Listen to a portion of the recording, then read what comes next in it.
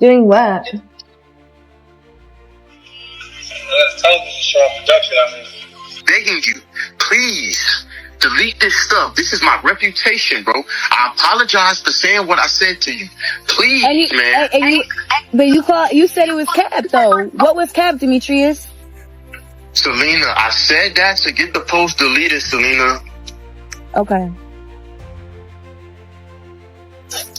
You're right. But now you want to make me look like a liar in front of the internet. It's crazy, Demetrius.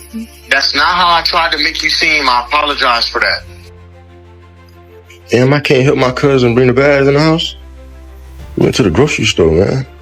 That right there ain't the voice of a man calling shots or moving untouchable. That's the sound of somebody boxed in, with nowhere left to run. You can hear it dripping straight through his voice. That panic, that desperation, like every single option already dried up. He keeps circling the same excuses, fumbling, scrambling, trying to sound convincing. But then comes the slip that ends the whole act. He admits flat out that he lied just to get Celina Powell to delete a post. That's not just embarrassing, that's career-ending humiliation. Please, delete this stuff. This is my reputation. Once the internet catches you lying, it's over. There's no erasing it. Screenshots live forever. Memes last longer than your reputation. And the clowns online, they don't ever let you forget. But here's where the story flips the whole myth upside down. For years, Big Meech carried that legend, BMF's untouchable kingpin. The man with millions hidden away in ceilings, stacked behind walls, offshore accounts locked up like treasure chests waiting to be claimed. The streets swore that when he finally walked out last October, he'd be stepping back into an empire. Money piled sky high like mountains. But according to Celina Powell, that's nothing but smoke and mirrors. She claims the fairy tale ends right here, and the so-called fortune might not even exist at all. And don't forget, Celina Powell built her whole career off exposing rappers and celebrities. She jumped right into this scandal, saying the reality behind Meech is way worse than anybody thought. She didn't just say Lil Meech was broke, she said his father, Big Meech, is right there in the same position, living off favors instead of fortune. She swears she saw it firsthand when she spent time with Lil Meech, and what she describes is the total opposite of the baller image he's trying to project. According to her, he was strung out on pills, moving reckless, slipping heavy. And then came the moment that really shook people up. She says she stood there watching his Lamborghini Urus and Ferrari get snatched right from under him. Not because of beef. Not because of enemies. But because he couldn't even keep up with the sky-high payments and insurance. Imagine that. It's good. Bye.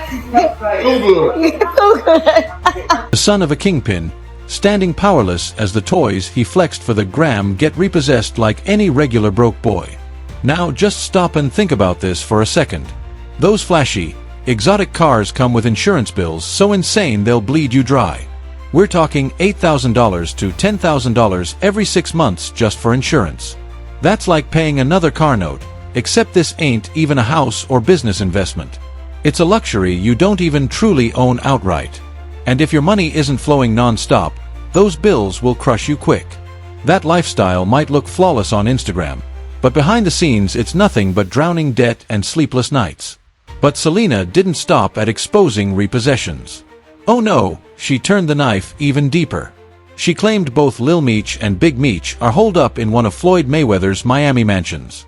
Not owning it, not even leasing it, just posted up like it's some borrowed crash pad, an extended Airbnb type situation. And when you start connecting the dots, her story starts sounding way too real. A famous mugshot. Yeah. What did you go to jail for? that was a possession charge. A lot of my cases was drug possessions. I was trying to get some money. I ain't had nothing. And then this is why even when this artist was around, he went and saying, "Yo, 50, he don't even like them." Like talking about BMF, and because I wouldn't mix in with them. Right.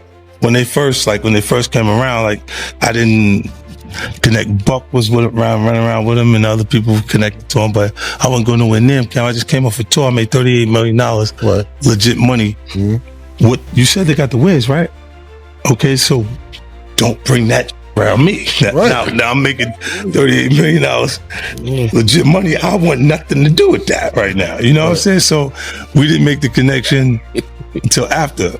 Right. That, you know, that blew over. And I'm just knowing my temperament. I don't need to be around that. And what were we conditioned for prior to any music working? You don't even put yourself in that situation. Think about it. Remember when 50 Cent pulled the plug? First he axed the BMF TV show. Then he canceled that massive welcome home concert for Big Meech. Those two moves wiped out their biggest money streams overnight.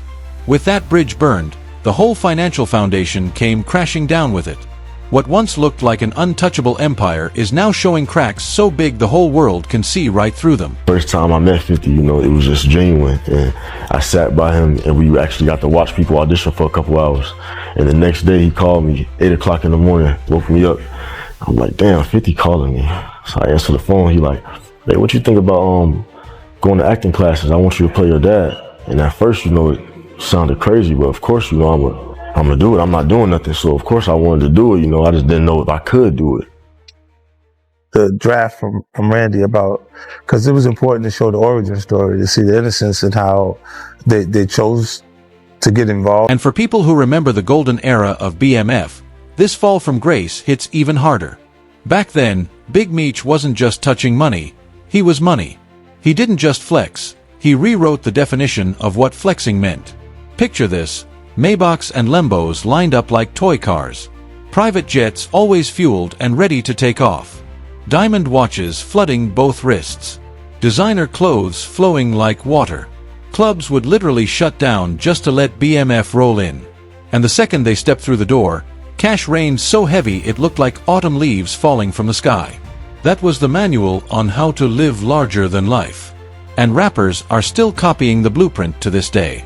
Big Meech pioneered that whole culture of spending loud, showing power not by what you saved, but by how much you could blow in a single night. Oh, baby. I need to give you no time. I'm waiting on your food. We made your food fresh. We waiting on your food, so what's the problem? You got my shrimp ready. No, don't be crazy and wake up on me like this. You don't know me to love me, baby. I'm just saying. But I'm saying, why you got that? You don't know what you're doing now. I am being friendly. I'm giving you the same energy you're giving me. See? Back then, tossing thousands across a club floor was the ultimate flex.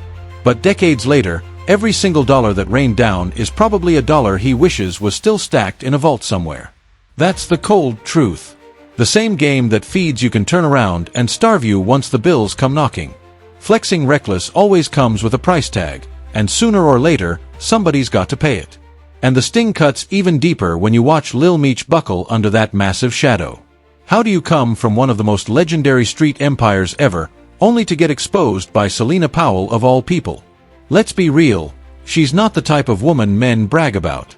She's infamous for being the modern-day superhead, bouncing from one celebrity to the next, using her connections to climb up, and then blasting private business the second the money dries up. That's her whole playbook, and everybody in the streets knows it.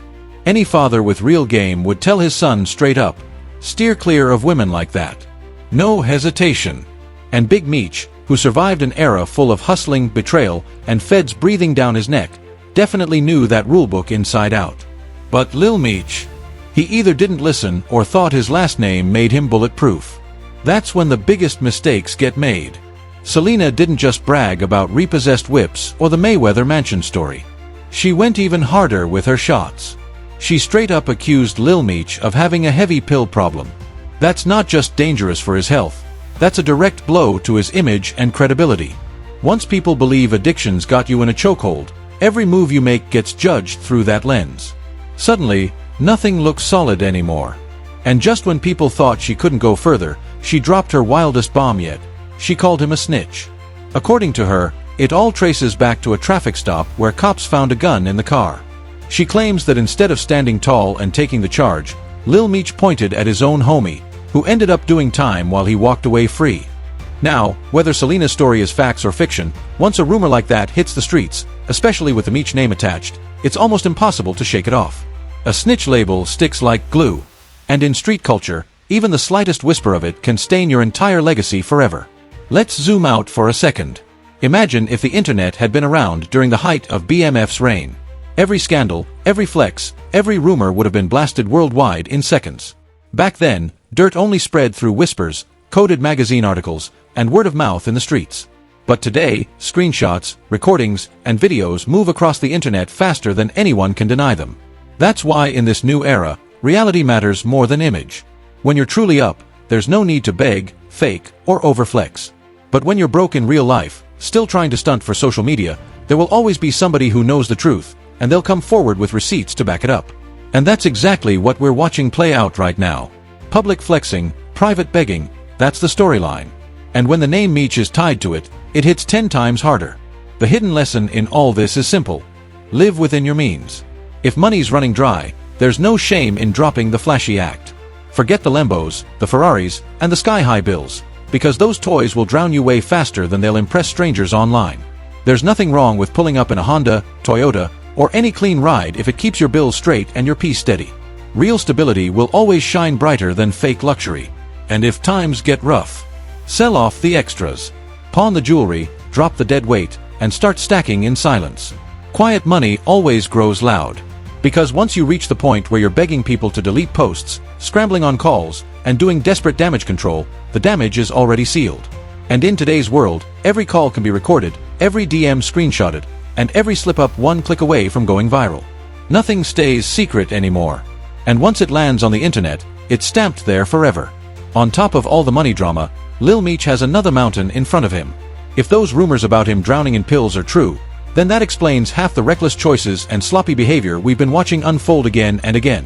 When somebody's high, they move desperate, trusting the wrong people, saying the wrong things, making promises they can't keep. By the time the high fades and reality kicks in, the damage is already locked in. The footage is out, the screenshots are saved, the audio clips are everywhere. That's the perfect recipe for a career to crash right in front of everyone's eyes. And that's exactly what we're watching unravel. Recordings surfacing left and right. Wild allegations stacking up non-stop. Exposure hitting back-to-back. It's not just dragging Lil Meech down, it's making his father look weak by association. The empire they built brick by brick is now crumbling like dust blowing in the wind. And let's be real, Big Meech himself isn't the same untouchable giant he was in the 90s and early 2000s. Back then, BMF wasn't just big, it was legendary. Fleets of exotic cars lined up, private jets waiting on standby, VIP sections locked down, and their grip on the music game was undeniable.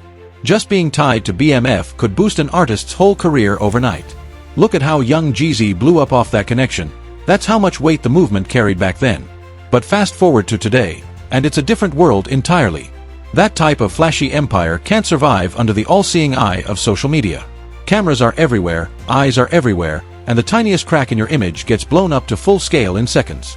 Instead of quiet power building in the shadows, the Meech legacy is taking hit after hit online, exposed to millions who are watching the downfall play out in real time. What makes this entire downfall even wilder is how public the receipts are becoming. Back in the day, BMF built its power on mystique, whispers in the streets, coded conversations, stories that blurred the line between legend and fact. But now everything is wide open.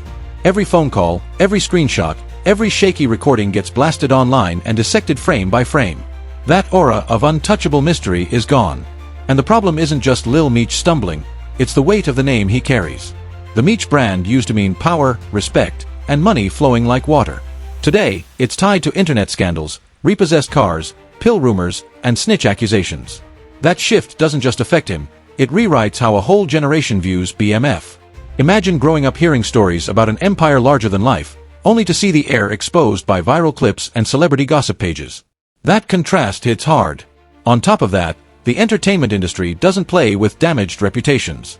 Once an artist or figure gets painted with instability, brands back off, shows get cancelled, and partnerships disappear overnight.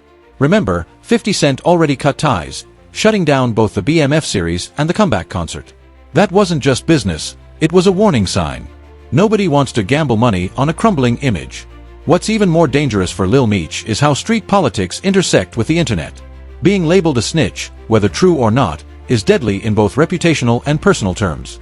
In that world, trust is everything. Lose it, and you don't just lose credibility, you lose protection. People who once stood beside you may start distancing themselves fast. And in a lifestyle built on alliances, that's lethal.